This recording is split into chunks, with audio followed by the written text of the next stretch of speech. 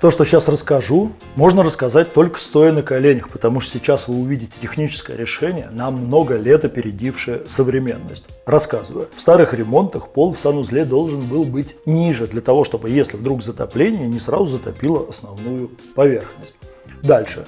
В современном ремонте пол выровнялся, и теперь он должен быть вровень для того, чтобы заказчику было удобно. И судя по логике, в будущем пол в санузле будет даже выше. Ну, просто чисто вот по этой логике. И ребята, которые делали этот санузел, об этом знали и сделали заказчику санузел будущего. До свидания.